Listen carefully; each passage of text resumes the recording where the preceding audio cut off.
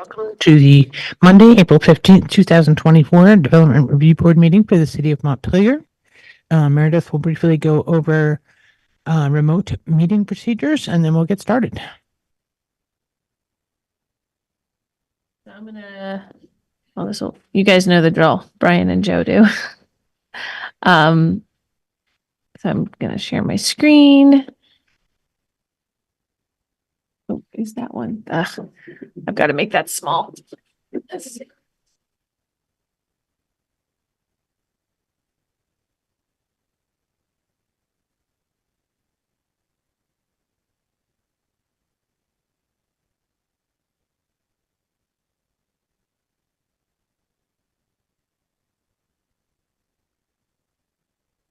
Okay. Oh, there's somebody coming in.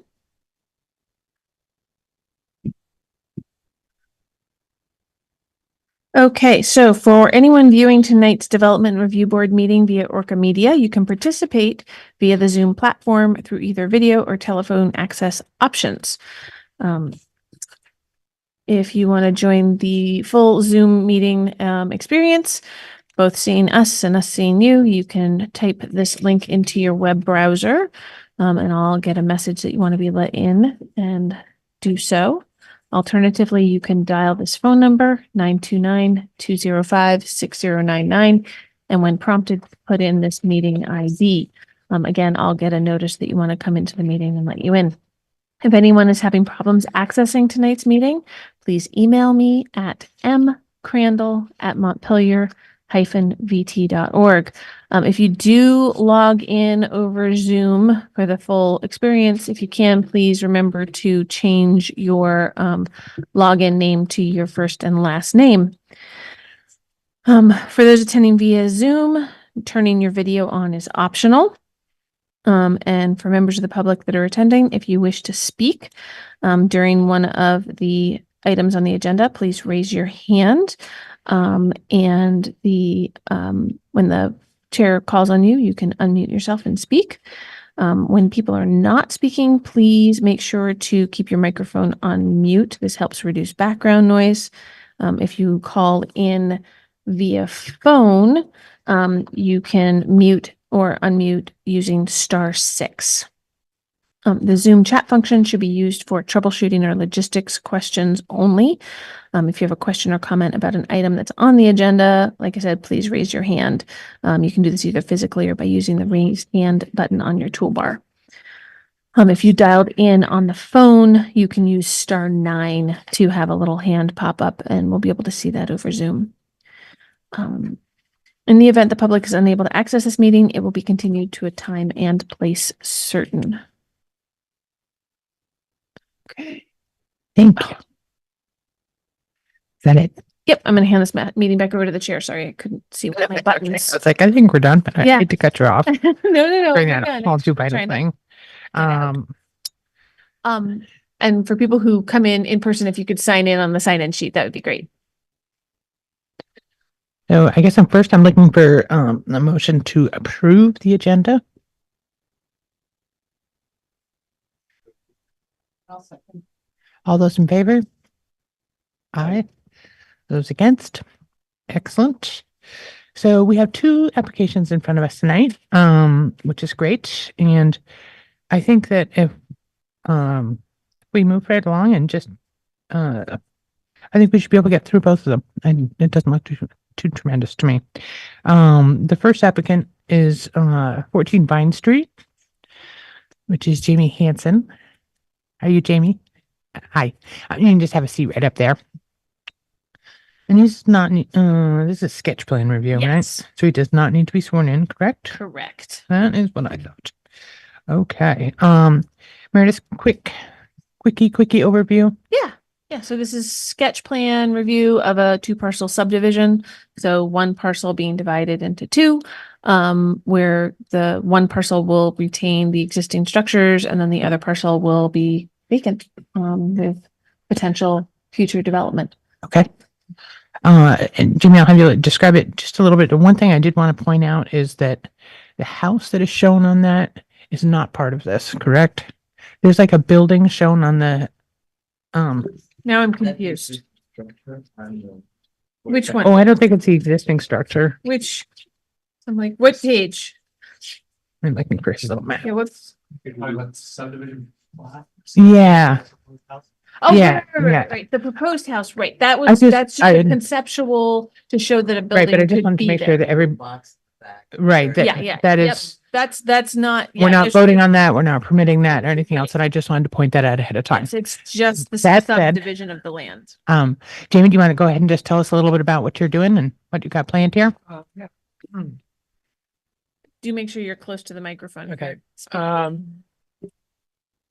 Yeah, I guess originally that was a separate parcel, and I think back in the 29 flood, that house was, they never rebuilt it, or so the house that I'm in now ended up buying that lot, and it's been vacant ever since. So I'm interested in making it its own lot and potentially developing it with another home. Okay. We do have it indicated to proposed two-unit structure. Is that just conceptual at this point? or It's, yeah, I think that ideally that's, if I was gonna do something myself, I would probably do a duplex. If I choose to just sell the plot, Okay, so that's, they can do a duplex. It's so they know that it's they can do anything that the zoning regs Correct. allow. right. Right.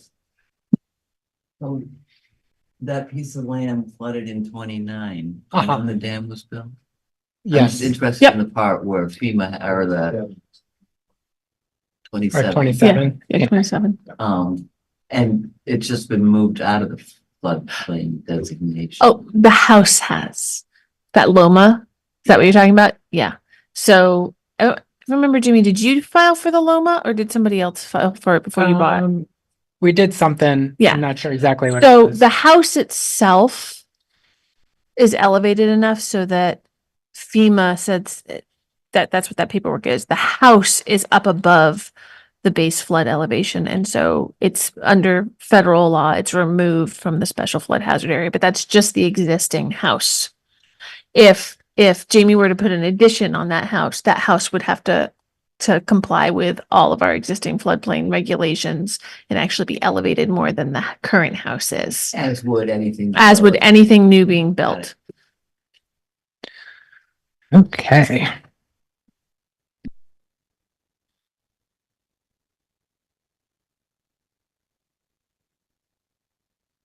Going through this, I guess that there was, just gonna head through it from the beginning, the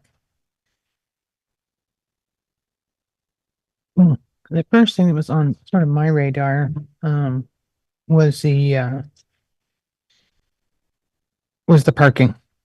That was the thing that looked most kind of up in the air and like off the charts a little, in terms of driveway. So it's a 20-foot driveway. Oh, the driveway or the parking? Because they're two different. Okay. I'm in the driveway Okay. and potential parking on it is what I was thinking. Oh, okay. You know, I was just trying to figure out what you were, so I can pull up the right thing on here if we want to take a look at it. Right. So this is the driveway. So driveway minimums for the 2 units would be 24, I think. And you're at 20. Is your proposal?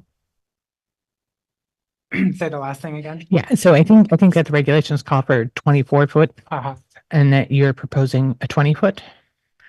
I think that there's some I'm not sure. I can, if you want me to talk about it, Yeah. because we had a conversation, but I know the technical stuff a little more. So this is about the V-Trans standards that I put in here. Yeah. Yep. So, I've had some conversations with Corey Line and Jamie and Corey and I will get together. So Corey Line is our traffic management and road specialist, for the Department of Public Works. The curb cut, if when the new parcel gets developed, the curb cut for the shared driveway would have to be a minimum of 24 feet. Because once you go over 2 dwelling units, you have to apply the commercial driveway standards. But that's just for the curb cut. The driveway itself can be narrower and can be 20 feet. But so they're just whatever the ultimate easement is for the driveway is going to have to take into account that 4-foot width curb cut.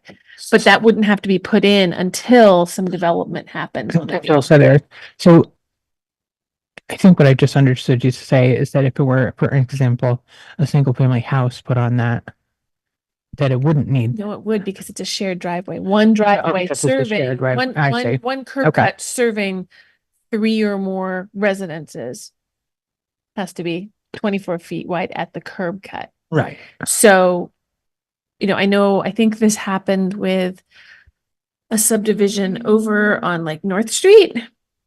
And so it was, when it got to final, there was a requirement that the curb cut be widened by the existing owner before they sold off the vacant parcel. Okay. Interesting.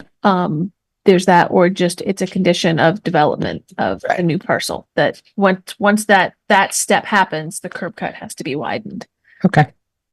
So there's options when it gets to final. And it's just that the easement will have to take into account. So the easement will have to be probably wider for the first however many feet, and then it can narrow down. Up to 20. Okay. Yep. Great. Thank you. 2-lane entry into a 1-lane road. And I think the point is to make sure that people can get out of the road if someone else is coming out. And we'll work with Corey to confirm exactly how far in it has to be wider. I don't think it's that far. And that's definitely something that will be reviewed once they apply for a new development permit there, right? Yep. Yeah. Okay. Yeah.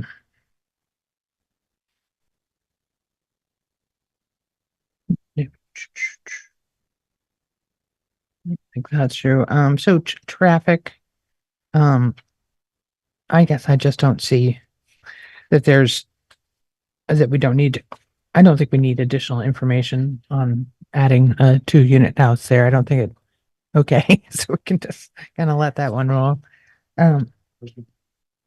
Meredith, does the existing and or the proposed zoning allow 2 equal units without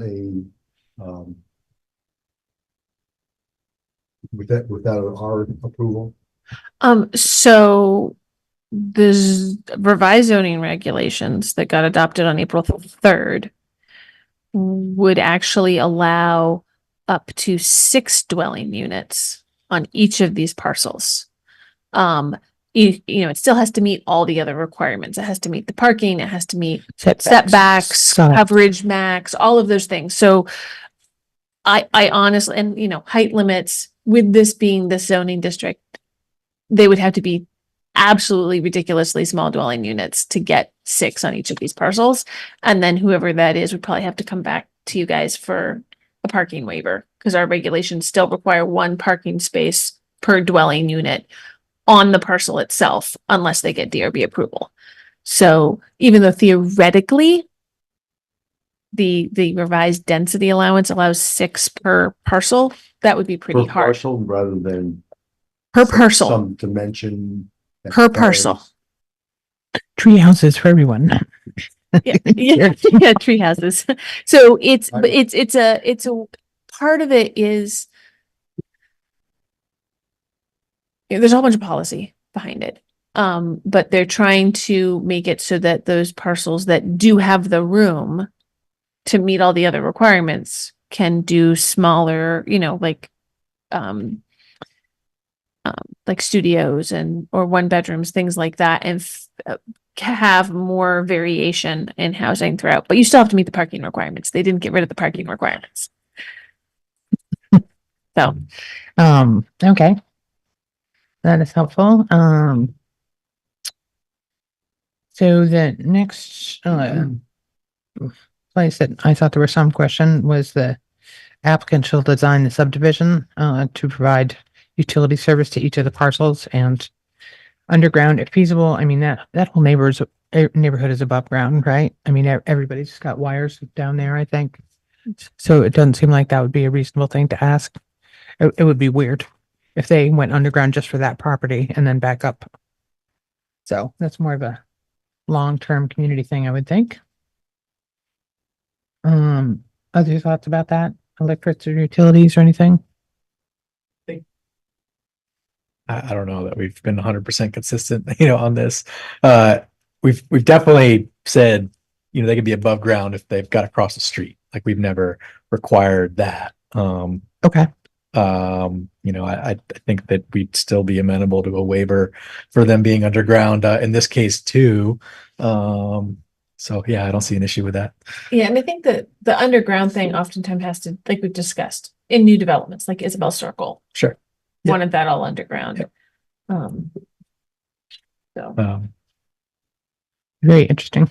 It's Just a vision of the line going like that through neighborhoods, I mean, so I guess looking at this, there's a pole on the property. So it's like whether you attach the pole through, underground drop Right. or go straight to it. Like, I don't know whether the one is cheaper than the other, what the power pump company is feeling on this particular, day. So I don't see the reason for us. Yeah. Like, I don't see the reason for us to require it one way or the other. Right. Okay. But this goes to the whole, this subdivision chapter is still very much geared towards larger subdivision projects like Isabel Circle versus these 2-parcel subdivisions in already developed neighborhoods. Yeah. We knew that the board has been working with this okay, and so revising this wasn't a big push this last round of changes. I guess that, so many of these questions now, the whole screening and thing now, so I feel like we did this up on Galveston Hill Road where it was like hard to tell. I mean, when it seems this is definitely a bigger subdivision thing. When if you were talking about a bigger subdivision, sure, we want to know what's going to be privacy between the houses, between the road frontage, all that. Between these 2 small lots in the middle of the meadow. So, I guess if they come back with the development proposal, will that also have the opportunity for them to look at landscaping at that juncture, or is it only at this point? No, if they come back, if at some point somebody wants to have 3 dwelling units on either one of these proposed parcels, that'll trigger site plan review, which triggers the landscaping and screening requirement. And once you've got people developing there, even if it's just 2 units, naturally, sometimes people want to plant things and figure that out. Yeah. But especially with a shared driveway, it gets much more complicated. So trying to mandate stuff now seems difficult. I think what we ended up doing on the Gold Hill was just to say, figure it out, whatever works for you guys. And I kind of feel comfortable with that approach with a 2-house subdivision in the middle of the meadow, I mean, you can't get too crazy. There's an earlier permit for a fence, but that's on the other side of the existing structure. It's on it's on the border of the new subdivided lot parcel. So it'll be on the I guess the east. Hold on, I can share my screen and pull it I up. couldn't find it on the. Yeah, it's not because the fence hasn't been put up yet. It's not on the survey. Okay. So hold on. It'll be on along the, I believe that's 10 Vine Street is the house adjacent. So there's Vine Street.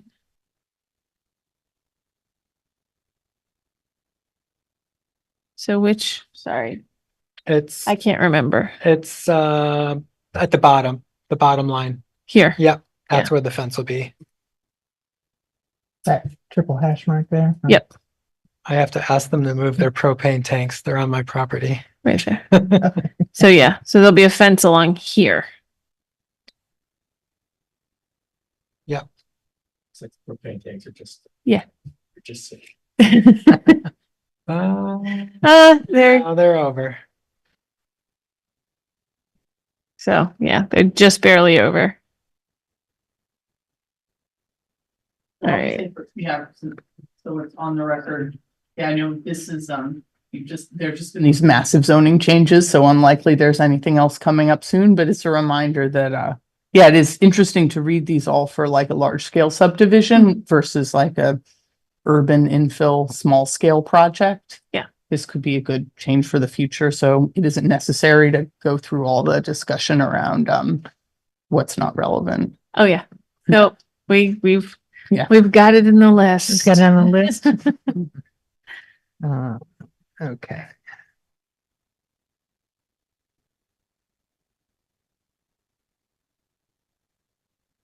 Did other board members have other questions or issues that they wanted to bring up or identify? Not about the parcel division. And the rest will be premature.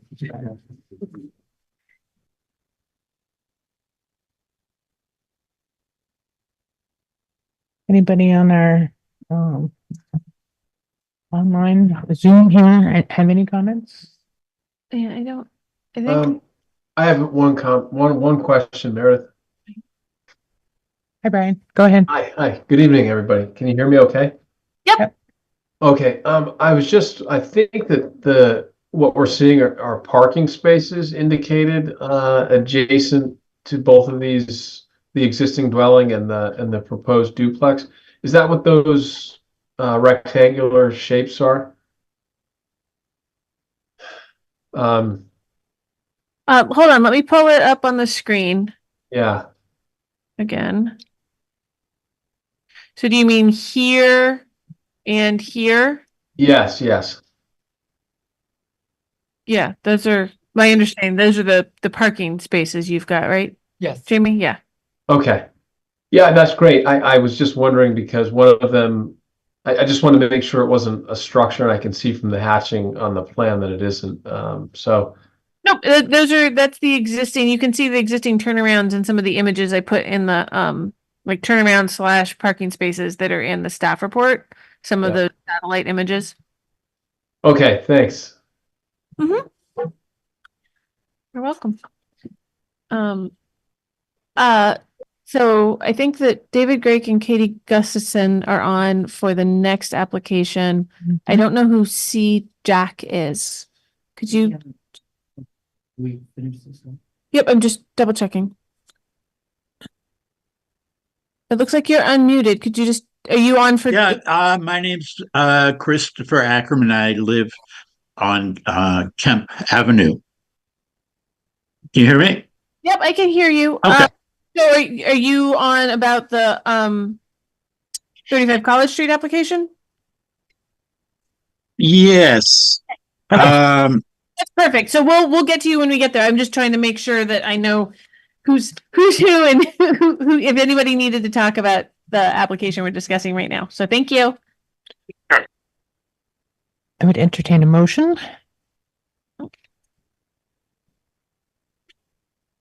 Right. Oh, we don't. And, Sketch plan. Oh, I'm so used to like making sure that we get it all done. I'll find it. File. Wait a minute, we don't have to because it's a sketch plan. Oh, of course. So I think, I mean, unless other people have comments for Jamie, I think we're done. I think it looks good. Process to get to subdivision, so. Thank you. So we'll see you in a couple of weeks. Well, you and I will discuss, we got to go through the whole public hearing notice process again for the next application. So, yeah, we'll discuss either later this week or next week. Because you'll need to split out the site plan versus the, draft plat. So there'll be a little bit of work for Rick Bell to do. Okay. Awesome. Thanks, Jamie. Yep, thank you. See ya. Bye. Moving on to our next applicant. Hi. Hi. Could you state your name for the record? Yes, Kiana Bromley. Diana Bauman. Okay. This is a conditional use hearing. So, you and anyone else who would like to speak tonight on the record, please raise your right hand. hoping all of you at home there who are going to speak also are doing that. And Do you think, even if you think you might talk to answer a question, I would just raise your hand and get it out of the way to get sworn in. do you solemnly swear to tell the truth, the whole truth, and nothing but the truth under the pains and penalties of perjury? Yes, Yeah. I do. Everybody good there online? Okay. I'm just going to go through the applicants. Katie, did you swear in there? Katie, did you have any plans to talk? If people need me to, I will. I'm trying just to listen and be helpful as I can be. And I did raise my hand and I took the oath. Thank you, Katie. That's great. Hi. Thank you. Thank you. Yeah, I know, Christopher and Right. David are both interested in the application. Right. No, Submitted that's what I'm. comments, So can I just get an affirmative that both of you were sworn in for Christopher Ackerman, Ackerman and David Gregg? a thumbs up or a nod yes if you swore. Can you hear me? Yes. Hi, Yep. David. I'm here mainly to listen. Perfect. That's Okay. great. That's great. We're just trying to make sure because we know you are interested in the application. And there I am. Oh, hi, Christopher. Hey, Christopher. So did you have any intention to talk at all? Did you get Not really. Okay. Okay, that's fine. I'm just. I mean, I may be inspired, but just trying to find out what I can. Okay, super. Sorry to drag that out, but I'd rather be careful. Yeah. Okay. So we're gonna let you do a very quick sketch of this and then we'll turn it over to the applicant. Yeah, so procedurally, this is before the board because it involves some conditional uses. And I am not allowed to do that and make those approvals. So there's both a restaurant use, there's what I call a performance theater use. That's the closest it comes to. And then a potential event space that has the actual use name is very long. But think of it as like an event space. So those three uses are sort of layered in on the main floor of the building, and some in the third floor mezzanine. Yeah. Little partial space up there. But then the ground floor, the bottom floor is going to continue to be an academic use. It's a permitted use up there. It's an existing use. It's just going to change what kind of academic institution it is. It'd be we can jump right into the application, but I would love to hear just sort of a description about what you're thinking about doing up there and what you're doing. I got a little thing. Okay. It's okay if I read. I'm just going to read it so I stay on script. Hello, and thank you for having me. My name is Kiana Bromley, and I am here today on behalf of the Montpelier Performing Arts Hub.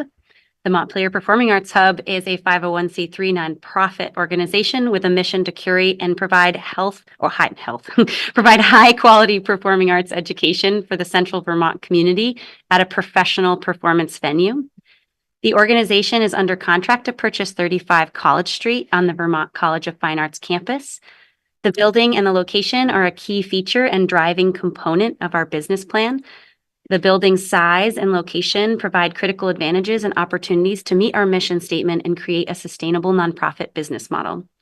As you said before, Meredith, the basement or the lower level will continue to be for education. It will be renovated into an educational suite for performing arts classes. A new and critical entrance will be added to the exterior of the building, leading towards the rear parking lot complete with the bike storage. Upon entering, the reception area will receive students and their families. This area will have ADA and full-stalled bathrooms, lockers for students, a shower, and seating space. The performing arts educational programming will be for all ages and will run year-round out of the 4 fully equipped studio classrooms. Programming will include hub contracted teaching artists as well as partner organization offerings. So today what we're really seeking is the approval for the change of use in the main floor. The main floor of the Performing Arts Hub at the Gary Library will consist of administrative offices and storage, a cafe and event bar with outdoor deck and seating, a flexible black box theater and event space, new ADA and full stalled patron bathrooms, a staff or performer kitchenette, and a technical booth located in the loft, otherwise known as the mezzanine of the space, looking over the performance space for our technicians.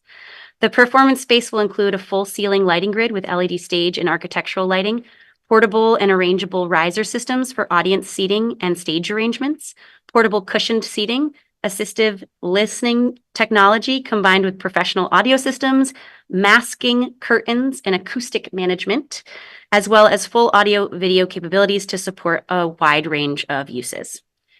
The main floor performance space will support a number of activities, including live music, theater, dance, comedians, speakers, film festivals, private events, educational showcases, and most importantly, community gatherings. The main floor cafe will be open daily to support the flow of class attendees, businesses located around the green and the people that go and attend those schools, and other local traffic. This space is designed specifically to be an added amenity in a strategic way to encourage building access and familiarity. Our cafe will also act as a box office during open hours, and is our intention to partner with local coffee vendors and local pastry chefs and bakers to bring in pre-made food. So there's no kitchen there. The cafe will double as an event concessions bar. This kind of like bar and event concession space, it will operate and it'll be a complement to events held in the performance space. Therefore, it will be open when events happen at the time of the performances and around those hours, but not separately. So it's really designed to be a complementary service to the event. We are seeking a change of use at today's meeting, and our building permits will be submitted later. So we're not submitting our building permit for review today. And then I just wanted to address a couple of the notes in the document already, just to put those in there. So deliveries for our cafe space and for anything like that will be made to the back of the building where we're putting in a new entrance. So we don't currently have an entrance in the back, but that is where that door in the back that would have clearance and would have an off-street site for deliveries. And again, kind of looking at the model of the cafe, we're working with local vendors. So the size truck that we're expecting is a single truck or smaller, probably vans, cars will also be the delivery method for most items coming into the theater or into the space as a whole. And the outdoor deck and patio space. The patio will be the main entrance space for the building and for the events on the top floor, although the exterior entrance on the back is an encouraged entrance as well. We have a proposed elevator that will link the basement entrance by the back parking lot for safe and convenient parking, and hopefully driving more traffic towards parking in the parking lot that's back there instead of on the street, which I think is what kind of currently happens. And so what was I just saying? Sorry. And just about the patio in the front. So that is an entrance spot, but the seating on the patio is intended for cafe use, not for the event and evening use. So we just noticed that there was a talk about the patio kind of being open in the evening, at nighttime, and that's not our intent for that space. The patio is really the seating for that complements the cafe hours. But the deck is used as an entrance location for the office, the box office space where it becomes in the evening for our events. In terms of the refuse area, we're proposing placing a smaller refuse area near our building so that there's something easy to access. And I just wanted to note that we will provide a site plan update, but haven't yet, but we will do that shortly. And then the other piece I just wanted to kind of push in, or I just wanted to point out more, I guess, was just regarding noise, just recognizing the neighborhood and how concerned folks are about the noise, that we're working with our local theater designer, Don Hirsch, who's incredibly experienced, and really looking at the design of the space to include noise barriers, sound masking, and really thinking strategically about the space so that we are containing and controlling the sound and the impact of our events to our space and designing it appropriately for that. So that is something that we are working with a professional on, specifically for that purpose. And so, that's my little spiel. Thank you. And I look forward to answering your questions. I guess can you just review what you said about the patio? Yeah. Because I thought you said the cafe was going to be open during events and that the patio would only be open when the cafe is open, and then somehow that didn't. Yeah, somehow that doesn't line up. So Yeah. see, they're kind of they're the same space, but they offer two different services, really. So like the cafe in the cafe hours will be, I don't know exactly the hours it'll end up being, but it's daytime, it's daytime use. It'll probably cross over into the early afternoon, just along with the classes in the basement to support the flow of people in the building. But when that space transitions into like an event concessions bar, right, is really here we have an event. It starts at 7. The cafe, the space opens at 6:30 or 6:15 prior to the event. And during that transition, that space has a little bit of I imagine when I walk into that space that there's actually, it changes, like we move tables aside and it's more of a lobby entrance space where you get your ticket. You have a box office point of sale right there at the counter, right? You see a little bit of a different array of what's offered. It's not the full cafe offerings. Right. Right. And so when I see those two, there's like the cafe hours that are regular business hours, and then there are events with the event bar concession space, like supporting that, but the outdoor seating is not like a component of that. Not a component of that. Meaning it's like not I don't know why people would be out there because it would be dark. Like I'm just like no light I don't is know what good. they would be doing. I mean, they're going to enter through there. It'll be well lit enough to, of course, based on review to make sure that people are safe entering the building. But the space is not an outdoor evening patio space. It's really designed. That was my question. Yeah, I don't know. Felt like Yeah, I wanted to see if that could be clarified myself. Oh, hold on. Well, who are you? Sorry, I didn't follow the protocol, I guess. Did you have a question? I wanted to know how late things might go on Okay. Can you in the evening. Okay, thank you. Can you Like address in that question? terms of event, like ending times. Yes.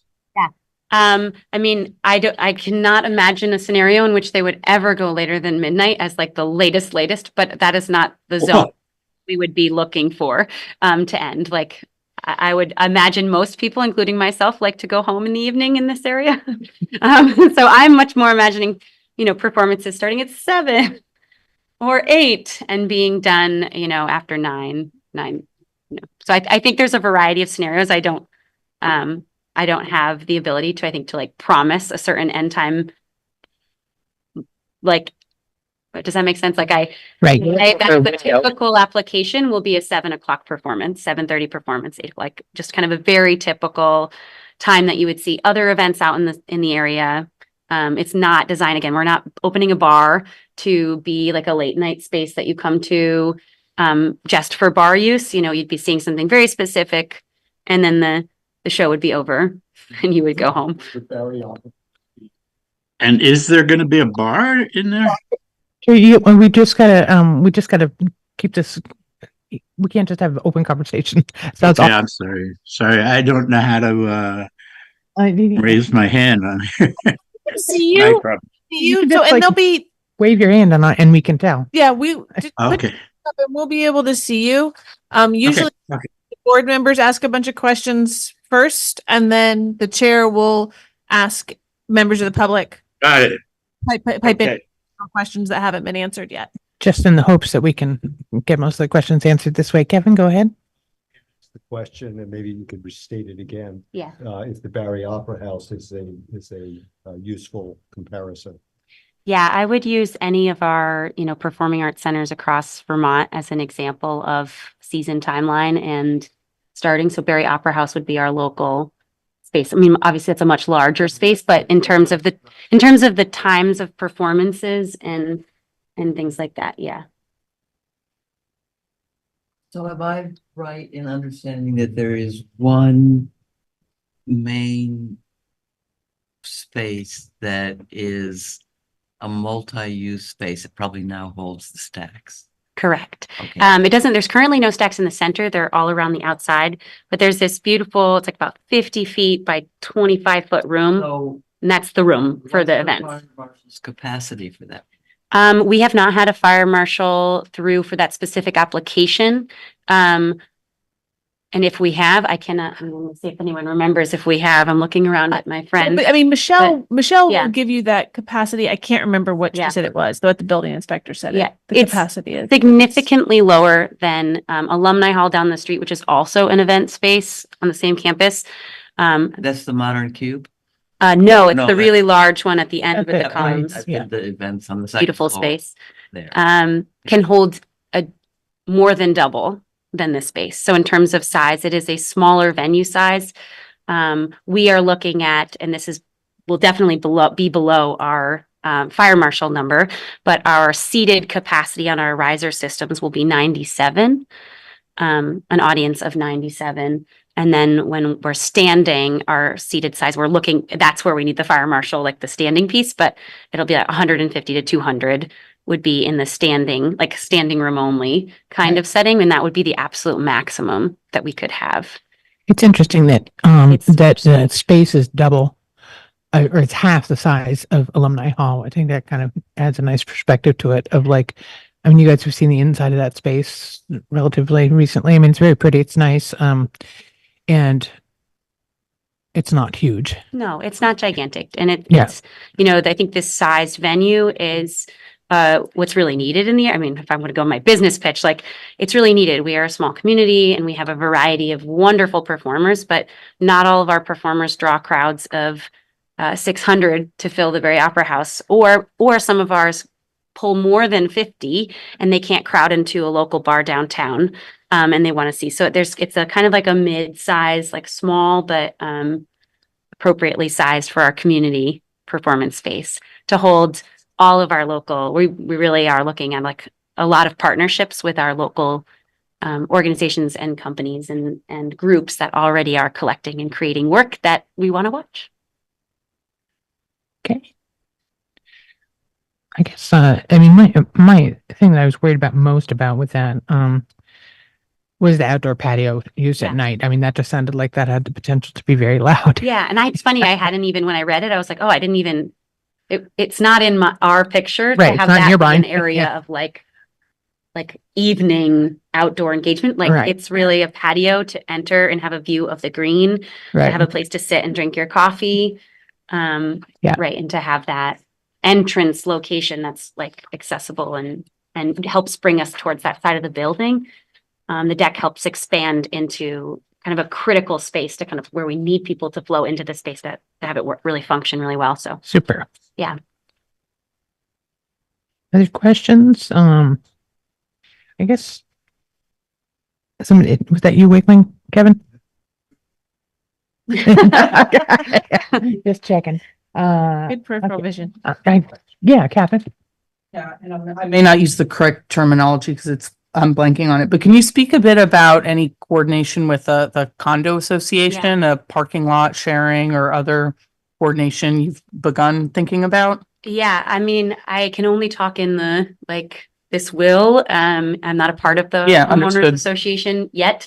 So if we need anyone else to speak up that is, please let us know. But I have already had lovely conversations with all of the main contenders of that parcel, and that will be a part of the homeowners association. And I'm really excited about all of the synergies that we're finding between our spaces. But one thing that we just know is that our use and our hours, particularly for the events, sit kind of outside of the general hours of the main activity of those other spaces.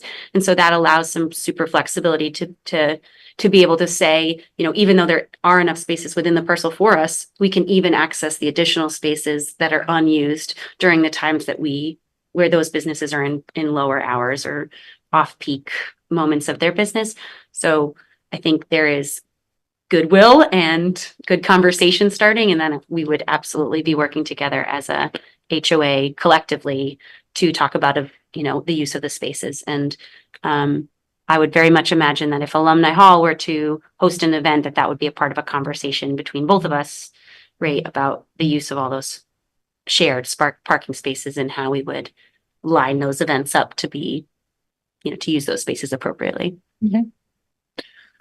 Good. I guess The parking, I mean, it certainly sounds like you have sufficient parking. And I think it's good that you're trying to encourage people to park in the back. I think that would be really helpful. And I don't really know that it's where to put this in here, but I know when we've thought about other uses on this property, that there was a conversation about reversing that one-way direction. And that where you only enter down by Alumni Hall, and then you can only leave down here at this end, and whether that should be changed. And I don't really have an opinion about that, but it seems like if you're trying to draw more people to that end of it, that it might be something to consider. And that is all that is. So that's a note, assuming everything works out, you take that back to the condo association. Yeah. We've mentioned it to a few different people along the way.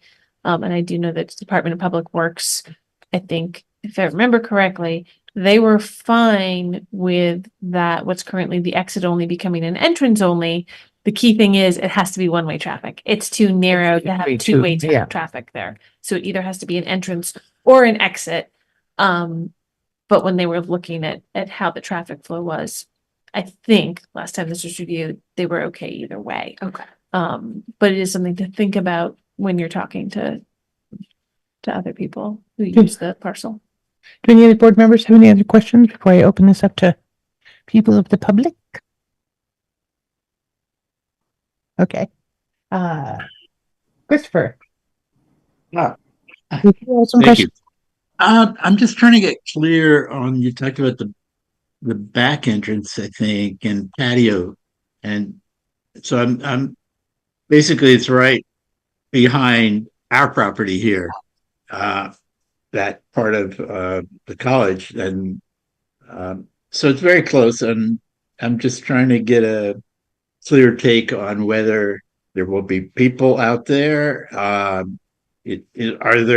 Is there going to be a bar? I just couldn't quite get all that.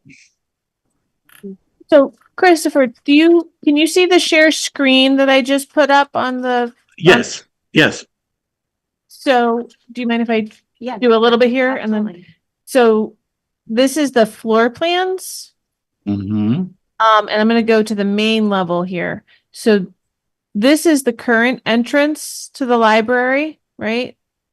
And Okay. this is where they're proposing to put in sort of a patio / very low deck space that would be one of the main, foot traffic entrances to get into the cafe, or during events to come in here to get their tickets, maybe a drink or something, and then go in here into the event space. Okay, so it's in the front, the patio. The patio, yeah, the patio's in the front, right? And as Kiana just said, for evening events, this would really be a place so that people can sort of get off the sidewalk and get up here to then get in. Sure. But then there's also going to be a rear entrance that comes in on the ground level where people can take an elevator up to here because they need to have an elevator in the building for life and safety reasons. Mm. So this is down here is that lower ground level / basement space where the classrooms are. And that's where you would get in from the back to access the elevator. Because for life and safety reasons, they have to have various fire code safety exits. So here's a ground floor walk-in space, right, to then get over and around into the elevator. So there'll be a new entrance here because they have to be able to have enough entrances to be able to use this space and bring it up to code. Okay, thank you. And Chris, one thing that I think I did use the word patio, the architects use the word patio for that like slab that's there, like just like the walkway in, like walking out. Oh, I see. I get it. Yeah. Like amenities out, like it's, it's just an entrance. Right? So I can't imagine other than maybe some kids waiting for a ride, from class as a pickup for their parents. I can't imagine it's going to be a large gathering space. I don't know. I mean, so there's no reason for there to be people hanging there unless they're. The canopy might be nice, actually, in both entrances. To protect from rain. The rain, yeah, somewhere you can wait for a ride safely, but it will really mainly be, I mean, the exterior entrance, I do hope will encourage people to park and enter for events, just particularly anyone that needs wheelchair access, because it will be kind of the easiest way. So I am hoping that it becomes a more accessible location for those that need handicap accessibility to park, but I do think that for most people are going to be entering from the front of the building for performances. But you know, again, I'm hoping some traffic will go and park behind as they already do, but it'll be a little bit more accessible because there's an entrance back there, but then there will continue to be a significant number of people that park, you know, on the front side, on the green side, on the side that looks, you know, very attractive. That's good. Did we have anyone else out there that wanted to ask a question? Yes. Hi, David. Go ahead. Hi. So I'm David Gregg, and I was wondering if Meredith, it would be very helpful if you could put up what I believe is page 51 of 73 of your packet. It shows the buildings with numbers and the parking spaces. Is there any way you could put that up on the screen, please? Give me just a minute. Sure. So the shared parking plan? Yeah, I think that's what I'm not sure that's what it's called, but it is the shared parking plan. Sure. I just wanted It's got the buildings, it's page. I got it. I just wanted to scroll there separately so I don't give people motion sickness. Sure. Yeah, and if we could take a look at the site plan, the aerial view, that would be very helpful. Great, thank you. So the first thing I would just want to understand is when you talk about accessing vehicular access to the back of what you'll be, which is you're going to be what, building 7? Yes? Yes. Okay. So when you talk about vehicular access to building 7, where do you anticipate that the vehicles will enter the parking area by which they will reach the back of your building? So I think that we just addressed that. I think that currently right now they would come in on that College Street corner and then go down behind there. But there was also talk in the future, and the Public Works Department was okay with it, of changing that so that they come in at this end and go out by College I mean, Street. this will always be both in and out. Yeah. College Street side. Okay. So could we just go a little slower? Sorry. If we could just go a little slower. So if we could go back to where the little hand was at the intersection, and then if we could put the hand back to where the first the ingress and egress point of I'm going to zoom in. College Street and East State.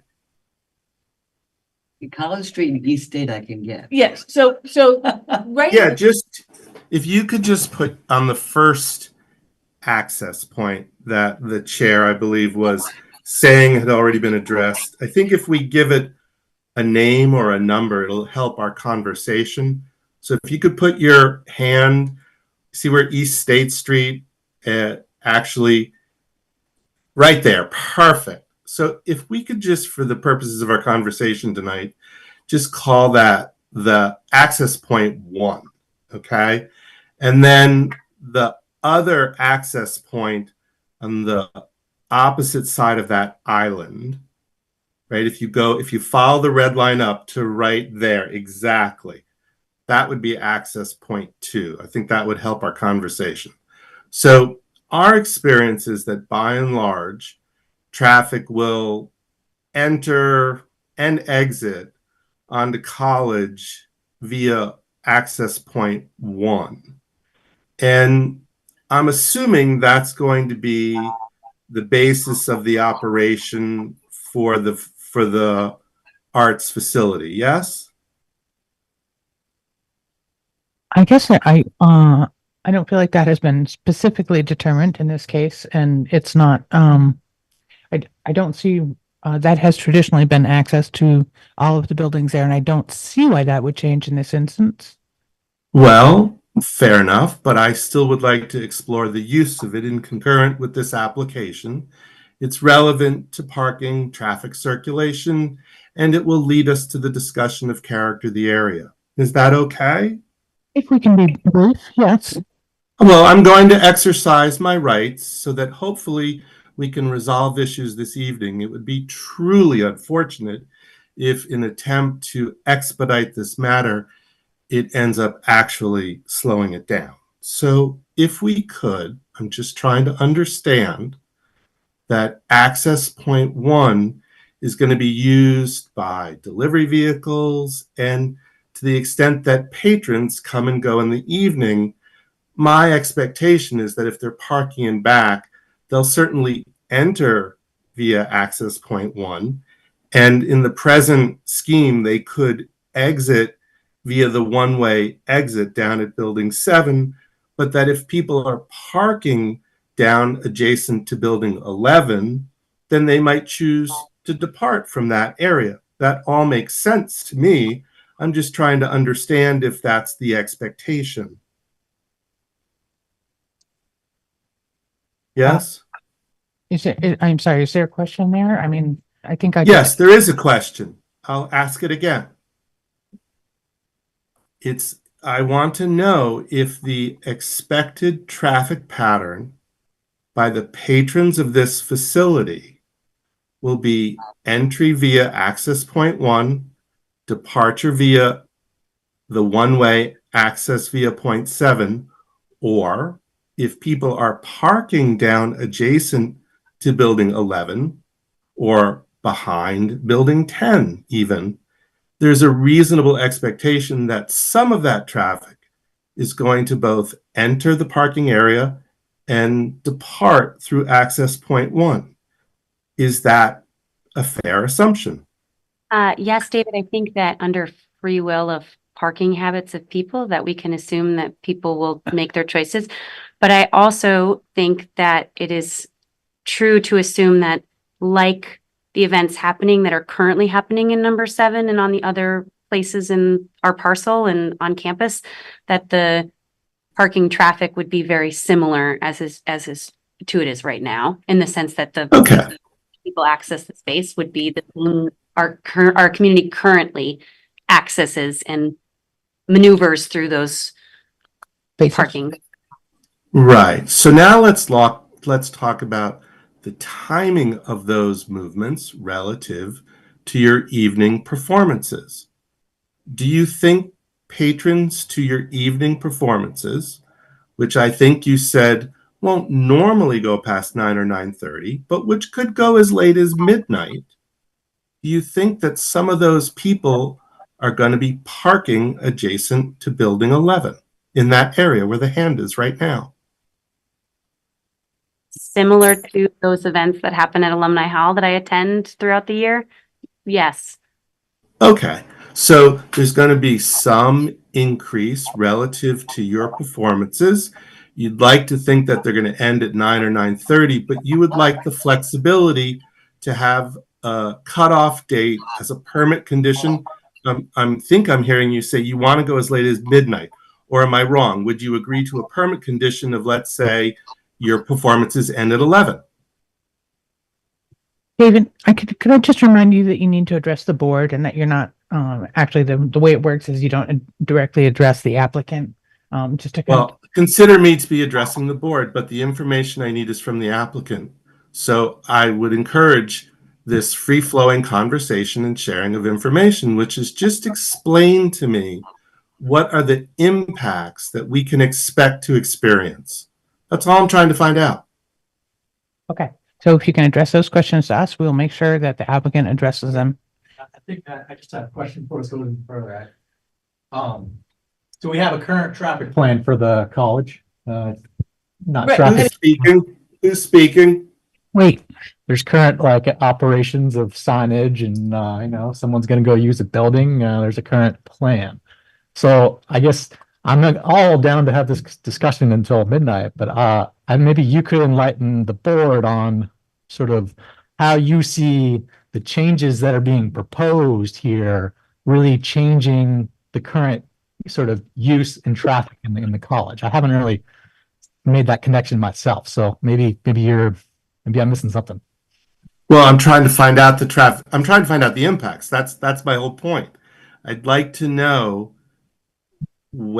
how will the parking area adjacent to Alumni Hall be used and under what circumstances relative to the performances and activities at Building 7. That park and beyond that, I'm also going to want to know to what extent will the proposed use of this application make use of the parking spaces which are the subject of a court order to which the city of Montpelier is a party, which I believe this application potentially is trying to override. And I don't believe the Development Review Board of the city of Montpelier has the authority to amend a court order. David, I have to say that I really feel that if the city agreed with you, that we would have been informed by the city's attorney not to do anything, and we have not. So I'm going to presume that we are okay to go forward. I think. Well, that's fine, but you'll end up in a lawsuit if you pursue that in that manner. So I'm going to continue to ask my questions so that when this goes to court and I have to explain why the city has caused an appeal, I will be able to identify the refusal of this board to allow me to ask some very simple questions, which if you would just let me ask, we could finish up expeditiously.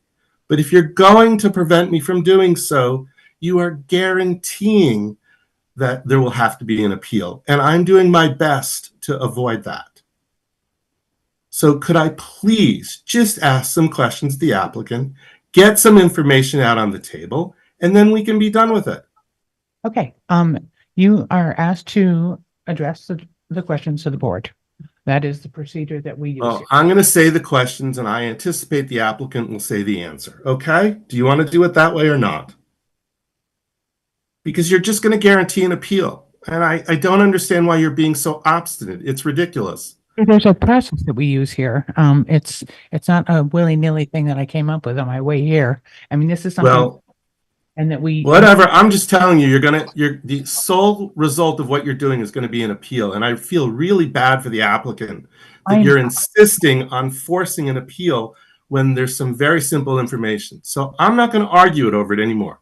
I want to ask questions. You're not going to let me ask questions? Applicant, I'm sorry, but there's going to be an appeal. It's really regrettable. It could be avoided. David, I would ask that you ask the questions and that the board will talk about it and that the applicant will answer if we ask her to. Please feel free to ask your questions now. I'm asking the question, will the parking spaces that are the subject of docket number 15912 16 VTEC entry order on February 9th, 2017 be used as part of the proposed project which is here before us this evening? Yes or no? If you need to come up to the podium if you want to talk, you okay with that? Yeah, I'm super good. Okay. I don't want to barge into. Oh, no, you have to make sure you take your name and address. Okay.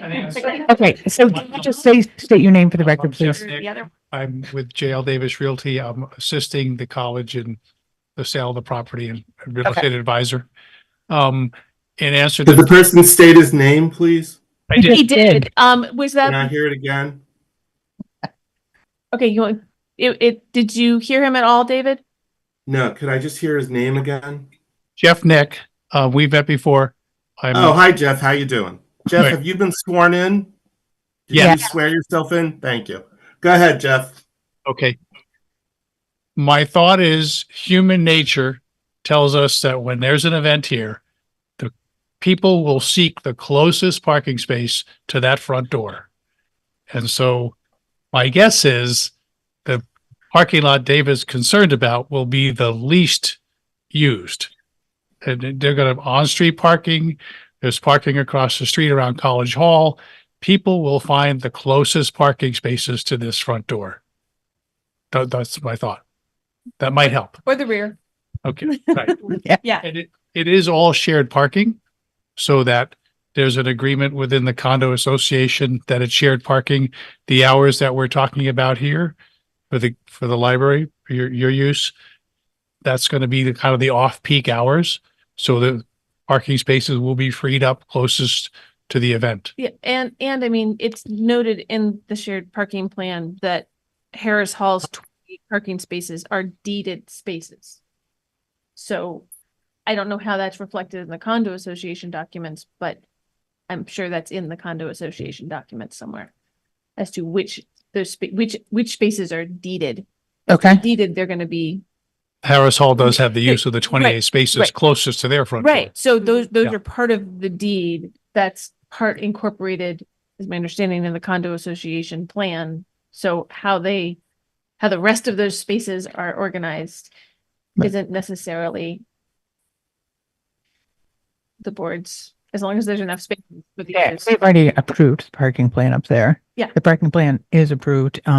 There's similar usage in Alumni Hall. There's, I mean, that's, I don't see where we have a lot of room to require more than what they're putting forward. I mean, if at some point the condo association comes to us with reorganizing parking, adding more parking, changing the way it flows, then, that might come before the board again as a major site plan, but. Great. David, did you have Right, another? so I'd still like my question answered. Does the proposed use make use of the 28 spaces which Jeff just discussed? It's a simple yes or no answer. Does it potentially make use of those spaces? Yes or no? David, one of the board members is trying to talk to you. Yeah, David, I don't think we got a full introduction, like who are you representing and whatnot. No, he submitted testimony. Yeah. All been filed. It's all been filed. I would like, and now I'm convinced you haven't read what I filed, which is a little disappointing, because if you had read it, you wouldn't have asked that question. So, again, I'm still trying to understand, will the parking for activities at this project make use of potentially the 28 spaces which Jeff just spoke about? So I don't feel like anybody on this board is going to answer your question about the 2017 court determination. I'm asking the applicant in the Vermont College of Fine Arts. If you don't answer my questions, you're going to get an appeal. This is really stupid. I don't know why you're behaving this way. Could someone please just answer my question? If you don't want to answer it, you'll get an appeal and you'll be the reason for it. You want to move on or not? You need to bring the phone. Just stop. Yeah, I David, you need to speak with civility. I am speaking with civility. You're treating me, a neighbor who's put up with a lot from the college, who has done a lot for this college, who's had people smash into their buildings. We've had stormwater dumped on us. We've had snow dumped on us. We've had illegal activity. We've testified so that Alumni Hall could get its Act 250 permit and get past historic preservation. And all I'm trying to find out is, are we going to experience people going to and from their cars at midnight making noise so that the young boy who lives in 57 College Street can get a decent night's sleep to get up to go to school? That's all I'm trying to find out. And you don't want to answer those questions? Fine, we'll see you in court. If I can again, it's all shared parking, but those will be the last parking spaces that will be used. I doubt very much it'll be midnight events, and this board has the ability to condition and put hour limits on the events that you can do. So, it is all shared parking, but human nature says that very few people will be parking in that northern lot. Right. Okay, so what you're saying is, yes, they might be parking there, which is fine. If that's your answer, that's your answer. Those are the facts. And in terms of a limit on hours of operation, that is a reasonable condition. And I think the cutoff time should be all events are over by 11 p.m. And I want to know if the applicant would agree to that. All right. Process-wise, thank you very much. That's an interesting question. I'd like an answer to it. I'm entitled to ask the applicant questions. You are not allowed to prevent me from doing that. You're violating the Administrative Procedure Act, and you are guaranteeing an appeal. So I urge you to stop it. and allow the applicant to answer very simple questions. We are getting there. We have a process. We are getting there. Your question will not go unanswered one way or the other, but we have a process, okay? I have just put your question in front of the board to get the board's feedback on that, and then I will check with the applicant. You will get an answer to that question, okay? Great. I have more questions. Thank you. I have more questions. Board members, how do we feel about it? 11 o'clock? Do we feel like I would like to ask how 11 o'clock, how that time was determined. No, hold on, Joe. Kevin was talking. Kevin, make sure All you right, open your so microphone. Hold on Kevin- 1 second, Joe. I'm dismayed at the lack of civility that's being exhibited by the neighbor in this instance. And Yeah, I'm dismayed by you, so it's mutual. Continue. You're just guaranteeing an appeal, so get off your high horse and let's get on with it. Madam Chair, I suggest that we continue. Okay, Joe, you had something to say? Yeah, I was wondering if there was any reason for picking 11 p.m. What the reasoning is behind that time. I think it's a fair compromise between allowing events to happen and acknowledging that past 11 p.m., the neighborhood needs a certain amount of quiet. So from 11 p.m. on occasion, Alumni Hall, like 4 or 5 times a year, sometimes has gone as late as 1 o'clock in the morning. It's a bit much when it goes to 1 o'clock in the morning, but we know it's going to happen when they have some really big events there. But as a general matter, I think 11 p.m. is a reasonable compromise between the character of the area as well as the need for the venue to be successful. Okay. And if there was going to be a need for more than 11 p.m., I'd like to hear about it. And if there's going to be a need for more than 11 p.m., I'd like to hear about what the applicant proposes to do David? to regulate and modulate the impacts as people are departing from the event. David, I need you to either respond when I start talking or I need you to get offline because this isn't working. Well, I thought Joe was asking me the question, but maybe he wasn't. The applicant has expressed a desire to speak. Please let her do so. Thank you, David. I also have small children and completely appreciate the concern that you have for your neighborhood being quiet. So I just want to say, like, person to person, I think this is a really important concern that you're bringing forward. I am okay, and I'm just also figuring out the process. So just trying to figure out who I'm supposed to, when am I supposed to talk? So I apologize, but I would be agreeable to putting a cap at 11 p.m. for the end of performances and events for the space. I think that's a reasonable time. I think it won't even go that late most of the time, but I think having that as like a borderline is a fair piece for the neighborhood. And so I would be comfortable with that. And I think it's a valid concern. So I would, in terms of ways I think it would be really good to work with my advisory council and other stakeholders in the neighborhood and to think about ways that we can encourage, parking down at that area. I think there's a lot of signage we can do, whether it's performing arts spaces. I do agree that whenever I go to the library, I definitely park towards College Hall side, but that's again me and maybe human nature. But I do think there are a lot of things that we can be proactive about in doing that. And I think based on the numbers and the size of the venue, that we'll be seeing a lot, like the traffic flow won't be, the number of people isn't going to be exorbitant that where we need to flow into we won't fill all the spaces in the back parking lot.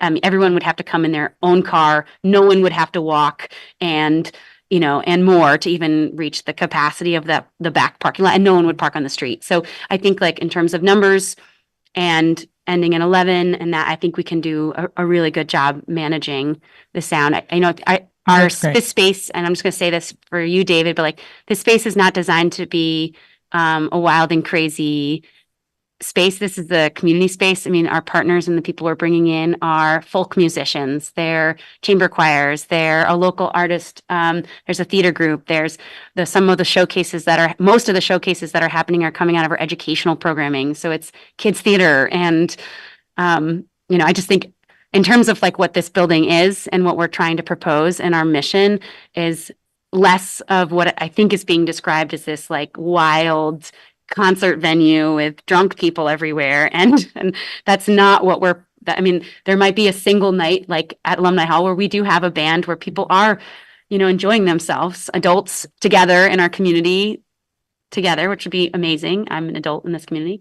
But that is not the main purpose of the event, nor will it be the primary season material and the content of what we're offering.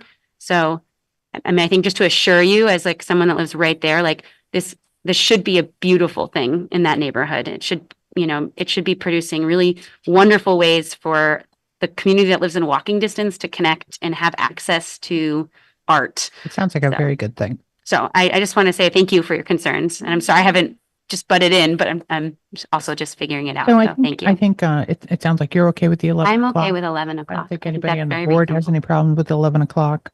So we'll alter that on the application. Sure. Okay.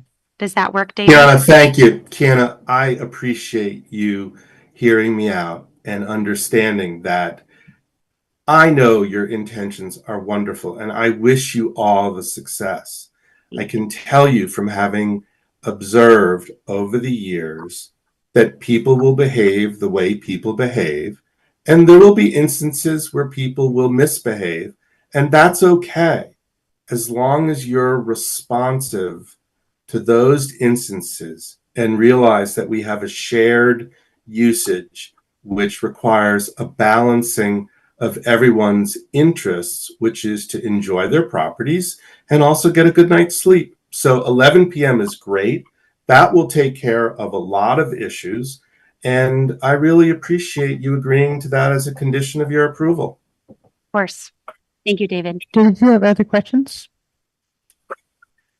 I'm pretty sure that with the 11 p.m., that's pretty much going to take care of it. I mean, I really appreciate that you've agreed to that. And I don't even mind if you want, to have permission, for 4 Saturday night events going till midnight. If you want to propose a number like that, but on Saturday nights, not during the week. Not Wednesday. Yeah. Right. Not Wednesday. But if you wanted to go to midnight, when they would have the school graduation parties, they'd rock out till 1 o'clock in the morning. Mhm. So if you want to think about that, you're not going to get any objection if you want 4 Saturdays a year until midnight.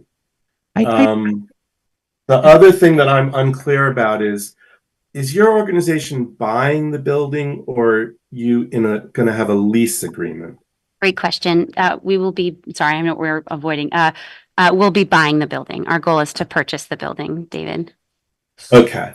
So you're going to end up being the owner of that. And then you've made mention of a homeowners association. Sorry, we just have to use the process. I'm going to say it one more time. I need you to address questions to the board. I need the board to be able to respond to them if they want to, and then things will go to the applicant. I appreciate your flexibility. I'm glad you came up with a solution at 11. That sounds great. I appreciate your flexibility to consider other options, but that's not really your job. Are there other? Well, it's not your job to violate the law, which you're doing, but okay, fair enough. If there needs to be an appeal, there will be an appeal. I'm trying to avoid that. You're trying to make it happen, which I find quite incredible. But whatever. I'm not going to fight. I'm telling. Consider my questions being addressed to the board. Board, will you be buying this property, or do you know if the applicant's buying this property or not? I think the applicant just answered it, but do you want to answer it? Okay. I've heard mention of a condominium owners association. Are they part of the project? Are they a co-applicant? I see the college is listed as the property owner. David, can you hold on a second? Just so I'm the zoning administrator. I just want to put this out here. So right now, for everybody here, Kiana is representing the applicant who is asking for the change of use. Right now, Vermont College of Fine Arts owns the building. That is the relevant information. We have the permission of both of those entities on this application. There is, my understanding is there is a condo association that owns the land underlying everything right now. But that's not really relevant to the application right now.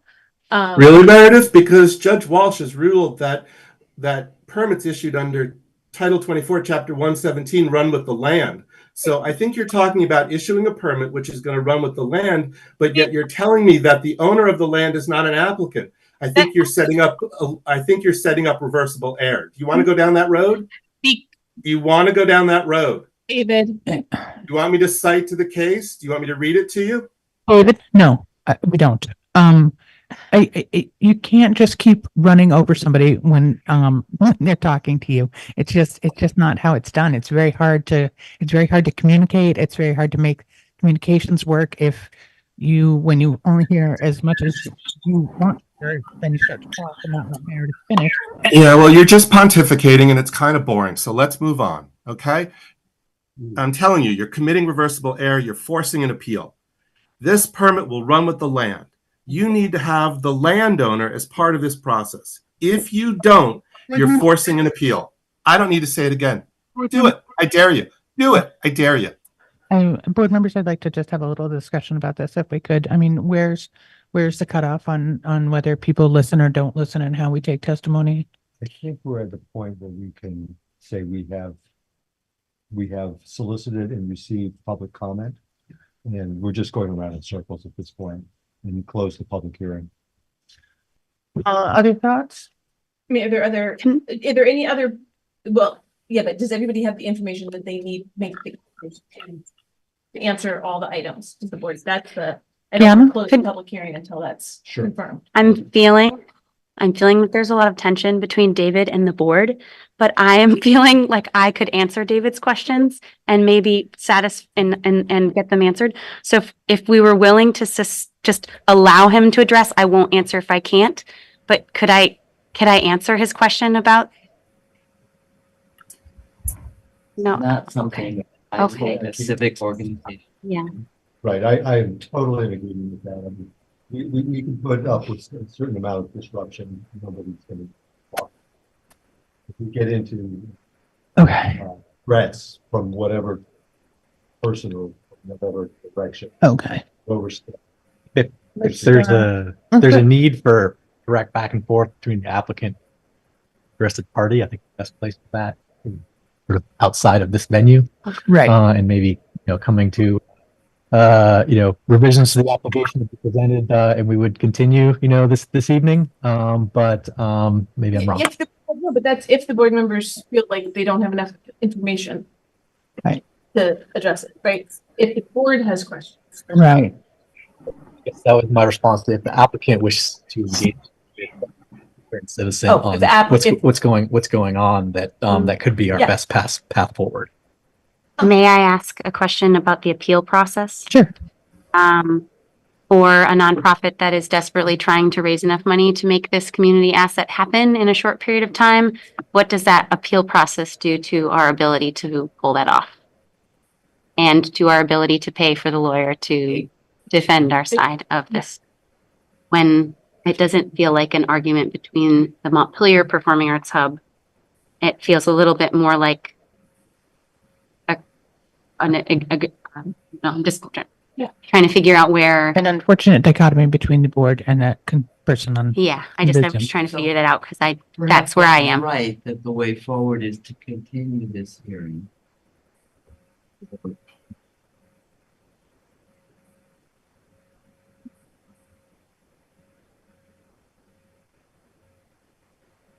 Member of the Interested member who is causing this difficult thing, and then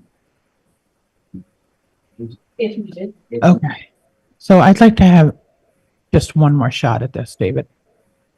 I think that sounds like the compromise that was made regarding the 11 o'clock was helpful to you, and that was really the most important thing for you to think about. I've heard your other concerns. I feel like that we've all listened pretty effectively. Is there some further related question to this that you could be brief and that we could convey or let the applicant respond to? Yes, I want to know who is the owner of land which will be used as part of this proposal. Because in Hannaford subdivision revision, number 68-5-14 VTEC, Judge Walsh ruled specifically that our case law is clear that zoning approvals run with the land. So I'm pursuing a question which is relevant to this application, and which, if it can just be answered, it would really make things a lot easier. But if you want to ignore what the Superior Court says, go ahead.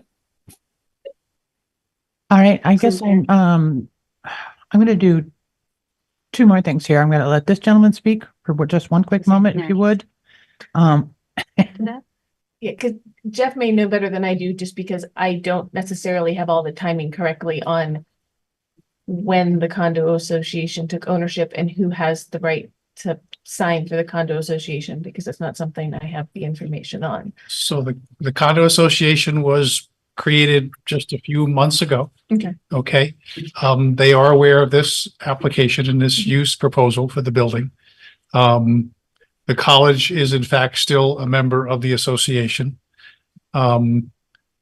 So if David's suggesting that technically they should have been a co-applicant, I think that's what I'm hearing from David. I don't know. They would have been signing as the owner, maybe, if Vermont College of Fine Arts doesn't have the authority to sign as the on behalf of the condo association. Right, because the college has signed so there's a legal technicality, I guess, we might want to explore and maybe amend the application if necessary. It would be having the condo association submit something to amend. Right. Yeah, who's actually listed. And we're happy to do that if that's what's necessary. Yeah. But they are aware that this is what the request is. And to David's other concerns, I mean, Kiana and I are happy to meet with you and, offline and answer other questions you might have, and we'll probably answer them to your satisfaction and be able to. Well, I'm sure we can negotiate a deal. The first we heard of this application was the notice of hearing. And if the first we hear of an application is a notice of hearing, then this is what you forced me to do. So we're going to be up there on Thursday. And if you agree that the hearing should not be closed tonight, that would be great, so that we can try and address some issues, come up with changes to the application so that the final approval can incorporate changes, and we can all be done with it. Okay. All right. That is your opinion, and thank you for that, and thank you for responding.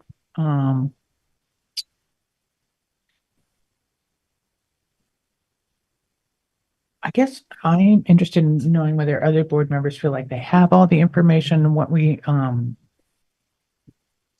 look at this application. I mean, in terms of other questions that I had, I did not have a lot of other questions for this applicant.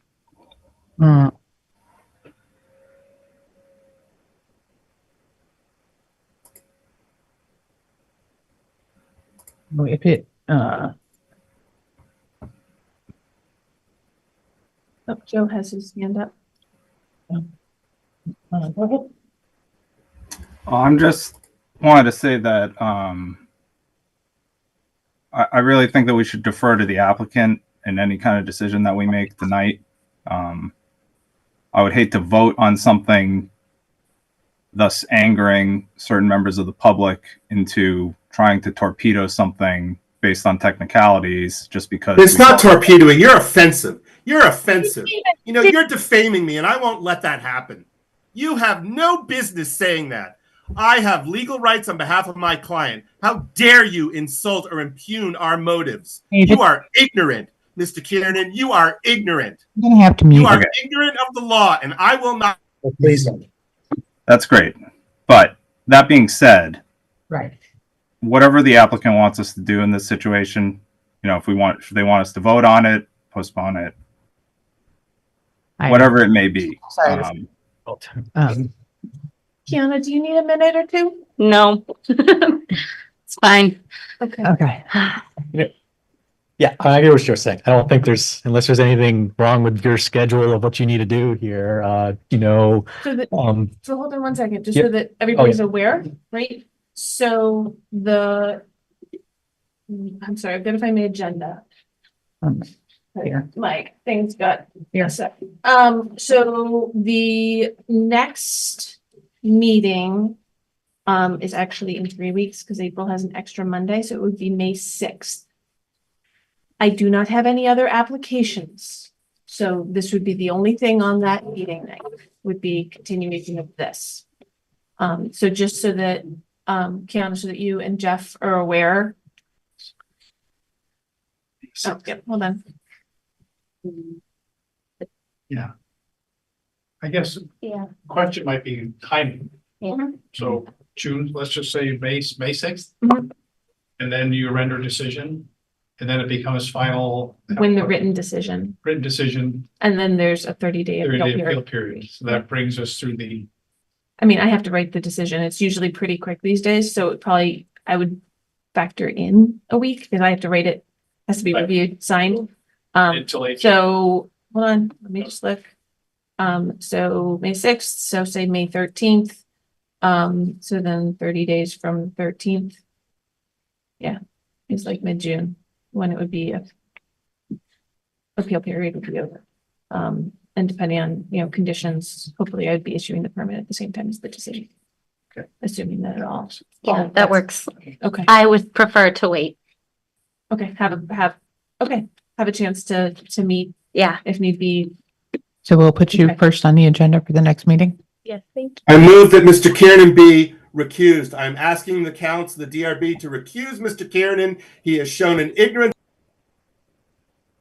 you.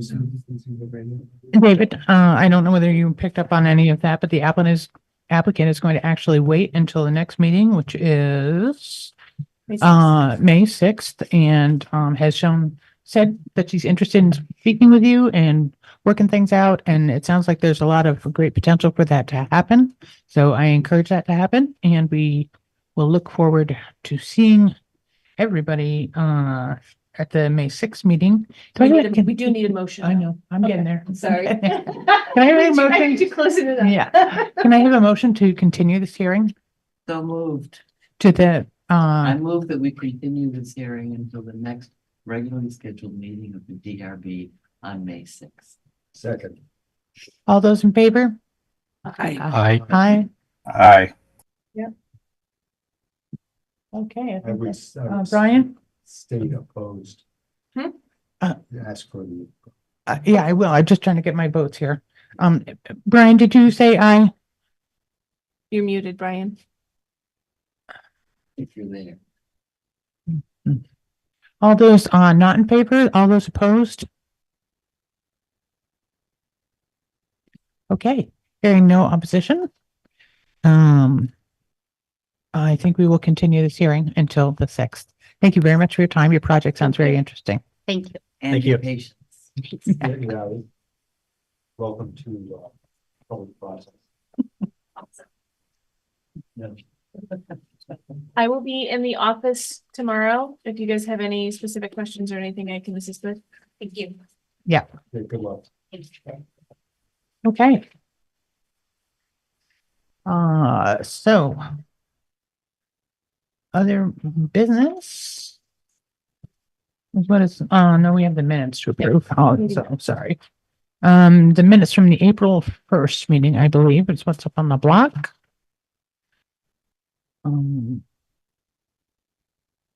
Any comments or changes in the minutes? Move to accept. Second. All those in favor? I, Aye. All those opposed? Hearing no opposition, the motion passes.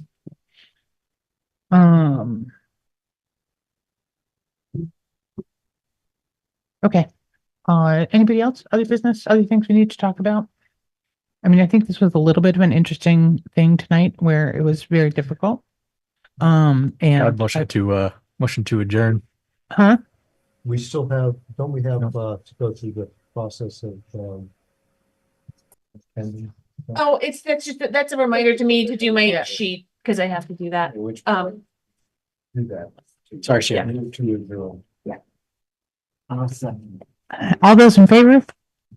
Aye. Aye. Okay, good night. The sound off?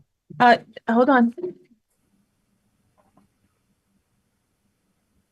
night, Katie. Good night, David.